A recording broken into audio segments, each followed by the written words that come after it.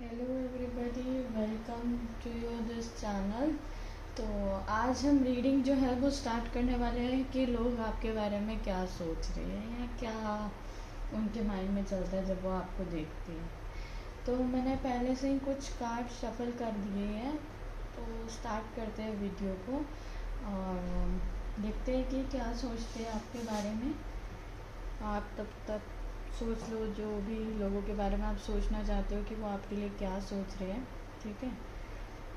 और स्टार्ट करते हैं। हमारा फर्स्ट कार्ड आया है चैरियट। आई होप आपको दिख रहा होगा। सेकंड कार्ड हमारे पास आया है आकाशिक डेक में से the chess game. I don't know कौन प्ले कर रहा है, बट लेट्स सी रीडिंग कैसे आती है। नेक्स्ट कार्ड जो है the arc of the convent, ठीक है। कार्ड का नंबर है 11।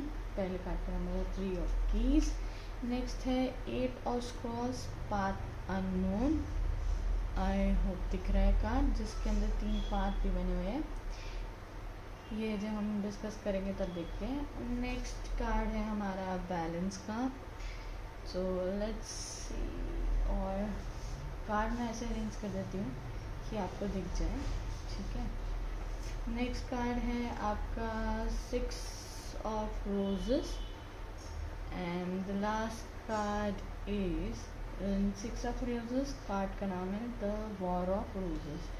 एंड जो लास्ट कार्ड आ रहा है हमारे पास will, wisdom and mind, card number 20। So इसको हम यहाँ रख देते हैं। थोड़ा पास कर देती हूँ ताकि इजी रहे आपको विजिबल सब। Alright, let's start with the reading.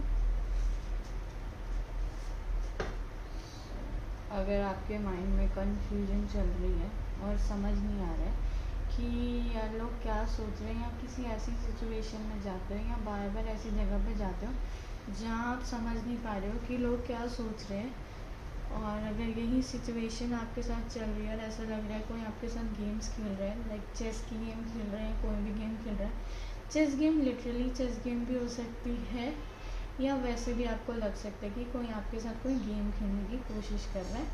But reading start करने से पहले मैं ये सारे कार्ड्स एक बार आपके लिए क्लेरिफाई कर देती हूँ।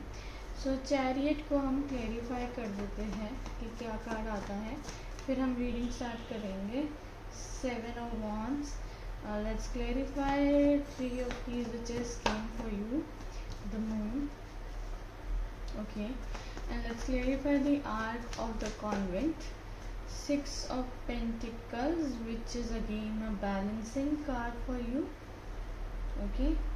Next path unknown, clarify करते हैं। let's clarify path unknown. So 5 of pentacles, let's clarify the balance. wow, Peace of wands. So basically ये सारी अगर इश्यूज आप फेस कर रहे हो तो कुछ नया इंट्रोड्यूस होने वाला लाइफ में। सो नेक्स्ट कार्ड करते हैं clarify the war of roses, that is 6 of rose. We have tower and the last is will, wisdom and mind, card number 20. Let's see. 10 of swords, okay. And the end result जो होगा, जो bottom deck energy है 2 of cups. So let's start your reading and we'll keep it very short and simple. Next clarifications के लिए जो है next video देखेंगे, but आज हम इसी पे डिस्कस करने वाले हैं। And bottom deck energy from this card is this cried, and from the Indian tarot the hermit.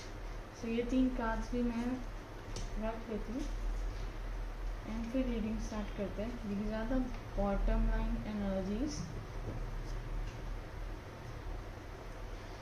And let's see. Chariot से ऐसा लग रहा है कि जैसे यहाँ पे कृष्ण जी जब रथ चला रहे थे, सारथी बने थे, तो उन्होंने बोला था कि अपने कर्म करो और फल की चिंता मत करो। तो जो आज की पूरी रीडिंग है बेसिकली ये इसी चीज़ के ऊपर बेस्ड है फ़िलहाल के लिए, कि ज़्यादा सोचने से कंफ्यूजन ही क्रिएट होगा। 3 ऑफ कीज जो है हमारा जो चेस गेम ये बता रहा है, मे बी आप ऐसे लोगों से डील कर रहे हो जो आपके साथ गेम्स खेल रहे हैं, बट चेस गेम के कार्ड के अंदर आकाशिक रिकॉर्ड्स में जो है मेनली ये डिस्क्राइब्ड है कि चेस गेम खेल रहे हो बट गलत लोगों के साथ खेल रहे हो। अगर वो आपके साथ खेल रहे हैं तो मे बी आप एक प्योर सोल, और अगर आपके साथ वो खेल भी रहे हैं तो उनको वो चीज़ उल्टी पड़ने वाली है। चेस गेम के अंदर यही है कि कहते हैं ना कि बहुत ज़्यादा कनिंग होता है ना जब इंसान, तो वो गेम्स खेलता है कि भाई मैं हमेशा सही दिखना चाहिए, मेरे हर चीज़ सही होनी चाहिए। उस चक्कर में वो बहुत ज़्यादा चेस गेम खेलता है, जिसकी वजह से क्या होता है कि उसको पता भी नहीं चलता है कि भगवान के आगे तो जो शरीर बंदा है वो जीतता है। चेस गेम खेलना, ये खेलना, उससे कुछ होने नहीं वाला। Next, the arc of the convent, may be वो चेस गेम खेलते हैं। किस तरह की चेस गेम हो सकता है? आर्क ऑफ द कॉन्वेंट के अंदर 2 लोग बैठ के बात कर रहे हैं, तो डिस्कशन दिखा रहे हैं कि जैसे कि कहते हैं ना कि एक रेंट देना है या एक अमाउंट ऑफ मनी देना है किसी को, तो ये उस तरीके का है कि आपको एक अमाउंट या एक चीज़ जो है वो आपकी एक पर्टिकुलर किसी को देनी है, तो उसके ऊपर एक कॉन्ट्रैक्ट के ऊपर ये दोनों बात कर रहे हैं। तो वो जब भी आपसे मिलते होंगे तो आपको यही दिखाते होंगे, यार मुझे तो ये चीज़ करनी पड़ती है उनके लिए, या मुझे ऐसा करना पड़ता है, या वो मुझसे एक अमाउंट मांगते हैं, मुझे वो अमाउंट देना पड़ता है, या कुछ इस तरीके से। कुछ मनी रिलेटेड भी हो सकता है, या कुछ वो कहते हो कि मुझे उस घर में ये चीज़ करनी पड़ती है क्योंकि मेरी पोजीशन उस घर में इस तरीके की है। तो कुछ इस तरह की ही गेम्स खेल रहा है। तो जो भी आपसे ऐसी बात कर रहा है, आप उसको जो है आपको थोड़ा सा उससे केयरफुल रहने की ज़रूरत है अगर वो आपसे ऐसी बात कर रहा है, क्योंकि कहीं ना कहीं मे भी वो आपको कंफ्यूज कर रहा है। मैं ये नहीं कह रही कि वो इंसान गलत होगा, देना पड़ता होगा, बट उस चक्कर में वो अपने आप को बचाने के लिए कुछ ऐसी चीज़ें कर जाता है जो कि ठीक है, लेकिन गलती दोनों साइड की होती है। लेकिन वो आपको शो करता है कि मैं सही हूँ और सामने वाला गलत है, जबकि मुझे लग रहा है कि दोनों ही कहीं ना उस सिचुएशन में गलत है। नेक्स्ट जो कार्ड है वो है पाथ अननोन। पाथ अननोन में आपको यहाँ पे 3 पाथ दिख रहे हैं। एक लड़की दिख रही है जिसके पास उसका सामान है, स्क्रॉल है, उसने स्टडी करी है, चीज़ें करी है, बट अब जब उसको पाथ डिसाइड करना है तो वो थोड़ी सी कंफ्यूज है। उसके पास 3 पाथ्स हैं, एक पे तो काफ़ी ज़्यादा लाइट है। अगर मैं आपको ये कार्ड अच्छे से दिखाऊँ तो अगर आपको दिख रहा होगा तो एक पाथ पे तो बहुत लाइट है, ब्राइट है। एक पाथ बिल्कुल ही डार्क जा रहा है, और जो एक और पाथ है यहाँ पे जो थर्ड पाथ है वहाँ पे थोड़ी थोड़ी सी लाइट और थोड़ी थोड़ी सी शैडो है। और पाथ अननोन का मतलब ये भी लग रहा है कि ये लड़की जो है ये उस तरीके का पाथ जो है वो चूज़ करना चाह रही है जिसमें शायद कोई नहीं चला होगा, या इसकी फैमिली में, या आप लोगों ने आज दिन तक इरिस्पेक्टिव ऑफ जेंडर की और सनसाइन और मून साइन का ऐसा हम कुछ नहीं दे रहे आज। तो ऐसा ही लग रहा है कि वो पाथ चूज़ कर रही है जिसका कोई चला नहीं है। तो जब वो किसी से पूछ रही है, एडवाइस ले रही है, या आप किसी के पास जा रहे हैं तो आपको कन्फ्यूजन मिल रही है, आपको समझ नहीं आ रहा है कि आपको करना क्या है। आपके आगे अलग अलग चीज़ें आपको दिख रही है, बट क्लैरिटी नहीं है कि उस चीज़ के अंदर आपको कैसे अप्रोच लेनी चाहिए। और आप पूछ रहे हो ताकि आपको, जिनको भी आप लग रहा है उनसे पूछो कि वो आपको सही गाइड कर देंगे, बट कहीं ना कहीं कुछ गड़बड़ी हो रही है, बैलेंस नहीं बन पा रहा है। क्योंकि नेक्स्ट बात 7 ऑफ फोर्सेस है, तो बैलेंस की बात कर रहे हैं, स्केल्स बने हुए हैं, तो थोड़ा बैलेंसिंग में इश्यूज हो रहे हैं। बट जो आपके लिए गॉड की तरफ से भी चैलेंज है, लोगों को भी यही दिख रहा है आपके बारे में कि आप बैलेंस नहीं कर पा रहे हो। क्योंकि हम यहाँ पे मेनली हमारा जो टॉपिक है कि लोग आपके बारे में क्या सोच रहे हैं, तो वो हमेशा आपकी इमेज ऐसे पोर्ट्रे कर रहे हैं कि चेस गेम तो वो खेल रहे हैं, लेकिन आपको पोर्ट्रे कर रहे हैं कि वो चेस गेम खेल रहे हैं, मीन्स कि आप चेस गेम खेल रहे हो, और हमेशा आपको गलत पोर्ट्रे कर रहे हैं सामने वाले के आगे। And the arc of convent की तरह आपको दिखाने की कोशिश करते हैं कि आपको एक पर्टिकुलर चीज़ करनी है, तो जब उनको करनी पड़ रही है तो वो सामने वाले को भी फोर्स कर रहे हैं कि आप इस इंसान से भी एक पर्टिकुलर अमाउंट या एक पर्टिकुलर चीज़ जो है वो करवाओ, जैसे आपने उनके साथ किया था। बट हर किसी की ना लाइफ अलग है, किसी को वो फेस करना पड़ रहा है, किसी को नहीं फेस करना पड़ रहा। हम दूसरे को देख के जेलस हो जाते हैं कि वो इतना अच्छा कैसे कर रहा है, तो हमारा बैलेंस जो है वो ख़राब हो रहा है। तो वो आपका बैलेंस ही ख़राब कर रहे हैं, क्योंकि उनको आप में जो है अभी बैलेंस काफ़ी दिख रहा है कि आप काफ़ी बैलेंस्ड हो। आप जब भी सामने आते हो काफ़ी प्रेजेंटेबल और एक गुड एंड हम्बल नेचर लगता है। You know how to deal with people, how to talk to people, how to be in a social gathering. जो वो पसंद नहीं कर रहे हैं इसलिए उसको थोड़ा ख़राब करते हो और आपकी इमेज थोड़ी सी कहते हैं ना जैसे डाउन करने की कोशिश कर रहे हैं। नेक्स्ट वॉर ऑफ रोजेस आ रहा है। वॉर ऑफ रोजेस जो है वो ये बात कर रहा है कि इन दोनों में बेसिकली लव की लड़ाई है, पैशन और पीस की। क्योंकि अगर आप देखोगे तो एक फ्लैग पे जो रोज़ है वो रेड है और एक फ्लैग पे रोज़ है जो वो वाइट है, और जो नीचे गिरा हुआ है इसमें वाइट और रेड रोज़ मिक्स करने हैं। तो बेसिकली आपको भी यही चीज़ करनी है कि आपके दोनों चीज़ें जो है वो मिक्स हो जानी चाहिए। और वो ये आप इस चीज़ के ऊपर काम कर रहे हो, आप इसको बैलेंस कर रहे हो, बट वो आपको बैलेंस करने नहीं दे रहे इस चीज़ के ऊपर। क्यों नहीं करने दे रहे? क्योंकि अगर आपने ये चीज़ अचीव कर ली तो आपके में विल पावर बढ़ जाएगी, विजडम एंड माइंड। ये काफ़ी स्ट्रॉन्ग कार्ड है विल विजडम एंड माइंड का, कि आप काफ़ी स्ट्रॉन्ग हो जाओगे। और उनको लगता है कहीं ना कहीं आपकी ऐसी पावर होगी जो उनको मतलब एक शैडो में डाल देगी, जो कि वो नहीं चाहना चाह रहे अभी। चैरियट को कंफर्म कर रही हूँ कि आप कर्म तो कर रहे हो, बट आपको ऐसा फील हो रहा है 7 ऑफ वॉन्ड्स से कि आपको बहुत ज़्यादा डिफेंड करना पड़ रहा है। और कुछ लोग जो हैं जो आपके चाहने वाले हैं या जो आपके सपोर्टर्स हैं उनको दिख रहा है कि आप पे अटैक हो रहा है, और आप जो हैं वो अपने आप को बचाने की कोशिश कर रहे हो। ठीक है। नेक्स्ट कार्ड जो है मून का है। चेस गेम की वजह से क्या हो रहा है कि जो वो आपके साथ खेल रहे हैं तो आपका माइंड डिस्टर्ब हो रहा है। एक टाइम तो आपको दिखता कुछ है और होता कुछ है, कुछ इस तरीके की चीज़ें दिख रही है कि आपको दिखाया कुछ जा रहा है, और जब आप वहाँ होगे प्रेजेंट उस सिचुएशन में तो होता कुछ और ही है। और द आर्क एंड कॉन्वेंट की तरह, मतलब अगर वो समझाने की भी कोशिश कर रहे हैं तो वो इसीलिए कर रहे हैं, बट आप उस चीज़ को जो है कहीं ना कहीं आप उसको नज़रअंदाज कर रहे होगे। आप फिर भी अपना बैलेंस क्रिएट करने की कोशिश कर रहे हो, एक इक्वल गिव एंड टेक की होप रख रहे हो। वो हो नहीं रहा है क्योंकि सामने वाला वो चीज़ होने नहीं दे रहा है। बट जो जिनको दिख रहे हैं आपके एफर्ट्स वो कहीं ना कहीं आपको इक्वल गिव एंड टेक करने की कोशिश कर रहे हैं। मे बी कुछ लोग आपको कंफर्टेबल भी कर रहे हैं, बट सामने वाले को वो चीज़ पसंद नहीं आ रही है क्योंकि उनके साथ कभी वैसा हुआ नहीं है। तो अगर वो आपको कंफर्टेबल भी कर रहे हैं तो उनको अच्छा नहीं लग रहा। वो ये सोच रहे हैं कि जैसे उनको 5 ऑफ पेंटिकल्स की तरह जब वो हर्ट थे तो वो यही दिखाते कि उनको जो है वो एकदम साइडलाइन कर दिया था। तो अब वो कह रहे कि आपको भी साइडलाइन कर लें और आपको भी समझना है कि आपको कौन से पाथ चूज़ करने हैं। बट यहाँ पे एस ऑफ वॉन्ड्स है तो ऑफकोर्स भगवान एक बैलेंस क्रिएट कर रहे हैं आपके अंदर, और एक एस ऑफ वॉन्ड्स से एक नई स्टार्ट कर रहे हैं। अब जब नई स्टार्ट होती है तो टावर एक्चुअल में नेगेटिव देखा जाता है। द वॉर ऑफ रोजेस को कंफर्म कर रहा है, तो टावर अगर उसको क्लैरिफाई कर रहा है तो बेसिकली आपकी जो वॉर्स चल रही थी वो कहीं ना कहीं एक एंड पे आएगी। क्योंकि जब तक पुरानी वॉर्स ख़त्म नहीं हो रही है, चीज़ें ख़त्म नहीं हो रही है आपकी लाइफ में, आप नया स्टार्ट नहीं कर सकते। Will and wisdom of mind आपके अंदर इसलिए डेवलप हो रहा है क्योंकि 10 ऑफ स्वॉर्ड्स में भी आपको काफ़ी ज़्यादा, आपका काफ़ी कहते हैं ना कि कईयों का दिल बहुत बड़ा होता है, तो जिस चक्कर में उनको बैक स्टैबिंग काफ़ी मिली है। तो हाँ, आपको बैक स्टैबिंग काफ़ी मिली होगी जिस चीज़ से आप सीख रहे हो, और विल एंड विजडम आ रहा है। अब इरिस्पेक्टिव ऑफ वो आपकी लव लाइफ में है या कोई पर्टिकुलर पर्सन है जिसके साथ आप ये चीज़ फेस कर रहे हो। अब बॉटम डेक एनर्जीज की बात करते हैं तो पहला कार्ड आ रहा है हर्मिट का कार्ड। हर्मिट यही दिखा रहा है कि कहीं ना कहीं जो है आपको फोकस करना है अपने ऊपर, क्योंकि ये एक ऋषि का कार्ड है। तो बेसिकली हमें लोगों के ऊपर पॉइंट फिंगर्स नहीं करनी कि ये सही है ये गलत है।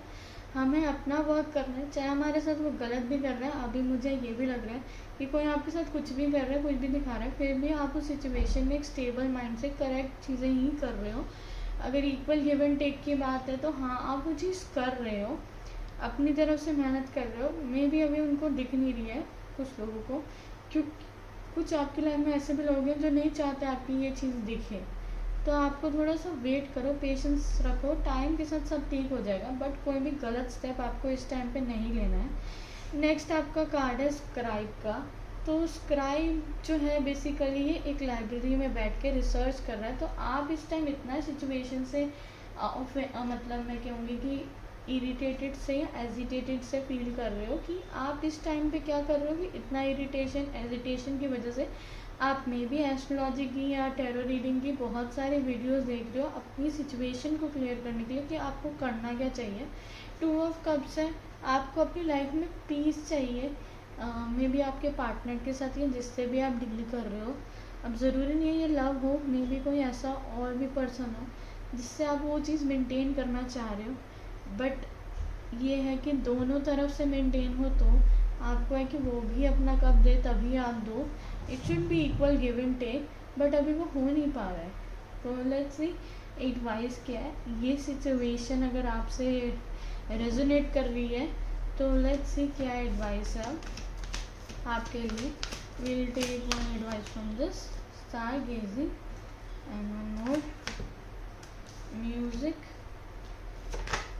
And find balance. देखो यहाँ पे ना मुझे बैलेंसिंग के कार्ड जो है वो बहुत ज़्यादा आ रहे हैं। सो बेसिकली लोग आपका बैलेंस ही खराब करने की कोशिश कर रहे हैं, जो कि आप कैसे फाइंड करोगे। जो मुझे लग रहा है अपना रेस्ट में, प्ले टाइम में, या जो भी आपके ऊपर इनर वर्क है उस पर फोकस करो, लोगों को मत करो। क्योंकि कहते हैं ना कि लोगों की बातें करना या ऐसे सर्कल में आपको बैठना भी नहीं चाहिए जहाँ पे ना लोगों की बातें हो रही हो। अगर आपको अपनी लाइफ में सक्सेसफुल होना है तो ऐसे लोगों के साथ बैठो जो स्पिरिचुअल टॉक करे, भगवान की बातें करे, या फिर ना जो फन करे, बट एक दूसरे के ऊपर पॉइंट फिंगर जो कर रहे हैं वो चीज़ सही नहीं है।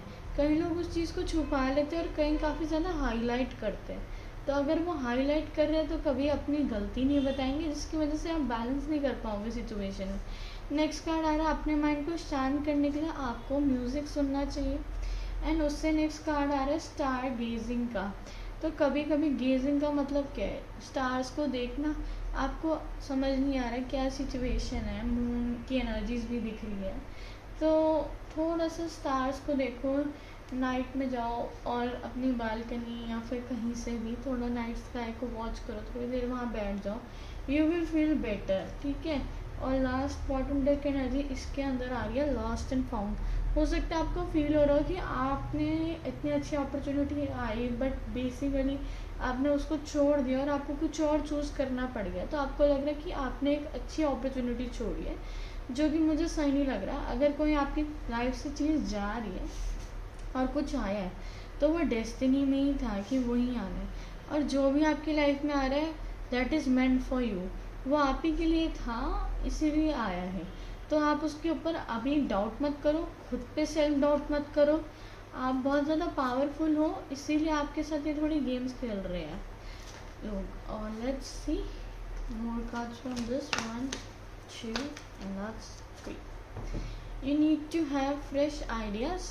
फ्रेश आइडियाज़ सिचुएशन डील करने के लिए मत लगाओ, फ्रेश आइडियाज़ उसके अंदर लगाओ कि आपको अपनी सिचुएशन इम्प्रूव कैसे करनी है या आपको अपनी इनर ग्रोथ कैसे करनी है। You need to consultant psychic or regarding this situation. तो एक प्रोफेशनल साइकिक या कोई भी ऐसा इंसान आपको इस गाइडेंस के लिए जो है वो कंसल्ट करना चाहिए। And you will find new love. अब ये रिलेशनशिप में भी हो सकता है या किसी और चीज़ के अंदर भी आपको एक लव फाइंड करने की जो एक नीड सी लग रही है, आपको एक लोनलीनेस सी लग रही है, क्योंकि आप अपने अंदर जब तक हम खुद को खुश नहीं रख सकते तब तक हम किसी को खुश नहीं रख सकते। अगर आप भी किसी ऐसे लोगों से डील कर रहे हो जो ये चेस गेम खेल रहे हो, वो इसीलिए खेल रहे हैं क्योंकि वो खुद से सेटिस्फाइड नहीं है, और वो चीज़ खेलने के बाद भी वो सेटिस्फाइड नहीं हो सकते। कभी वो आपसे ऐसी बात करें और ऐसी बात आपको थोड़ी सी ऑकवर्ड लगे कि इस सिचुएशन में ये बात करने का कोई मतलब नहीं है, तो उनकी इनर इनसिक्योरिटीज़ निकलती है। कई लोगों को आदत है आप उनसे कोई भी बात करो बट वो आपको एक्सप्लेनेशन इतनी ज़्यादा दे देते हैं, वो ये दिखाते हैं कि हम सही है। इतनी एक्सप्लेनेशन की नीड ही नहीं है। जो सही है ना वो इंसान कभी एक्सप्लेन इतना नहीं करता खुद को, थोड़ा सा शांत रहता है, म्यूट रहता है। बट जो आपको एक्सप्लेन कर रहा है, चीज़ें कर रहा है, ठीक है, ज़्यादा हो रहा है अगर एक लेवल के ऊपर या तो वो कुछ छुपा रही है कोई बात है, तो आप उन पे ना फोकस मत करो। अभी आपका फोकस सिर्फ अपने ऊपर होना चाहिए। जो न्यू लव की बात है, मुझे यहाँ स्ट्रांगली फील हो रहा है, वो न्यू लव जो आपको डिस्कवर करना है वो अपने लिए करना है, बजाय कि लोगों के लिए। जब तक आप खुश हो, आपसे जो भी लोग जुड़ेंगे आप उनको खुश रख सकोगे। बट अगर आपके अंदर इनर पीस नहीं है, आप खुश नहीं हो, आप किसी को खुश नहीं रख सकते हो। तो आज की यही रीडिंग है कि लोगों को आपके अंदर वो जो इनर लव आप अपने लिए डिवेलप कर रहे हो या जो उस पर वर्क करोगे, गॉड तो यही चाहता है, इसलिए सिचुएशन से निकाल रहा है आपको। तो इसीलिए उसके लिए आपको लोगों के ट्रू कलर्स भी दिखा रहा है और ये भी दिखा रहा है कि दुनिया में चीज़ें कैसे होती हैं। इसी को हम कहीं ना कहीं मेच्योरिटी कहते हैं, जो कि विद टाइम आपके अंदर आएगा। तो दिस वॉज योर रीडिंग। इससे आगे मैं इस रीडिंग को नहीं लेती।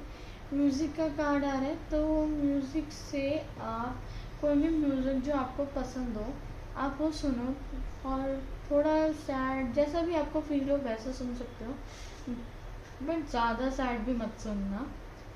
या अपनी म्यूज़िक की लाइब्रेरी लगाओ, जो आपको फर्स्ट म्यूज़िक अपने पसंद का लगाने के बाद जो सेकेंड म्यूज़िक आए उसमें आप अपना आंसर ढूंढ सकते हो। So all the best for your life. I hope you are doing well in your life. और अगर नहीं भी कर रहे हो तो आई होप इस रीडिंग से कुछ हेल्प मिल रही है आपको कि आपको किस तरीके से अपनी सिचुएशन को डील करना चाहिए। और रीडिंग पसंद आई है तो please like, share and subscribe and help this channel to grow. Thank you very much. See you in the next reading. Bye bye. Thanks for watching.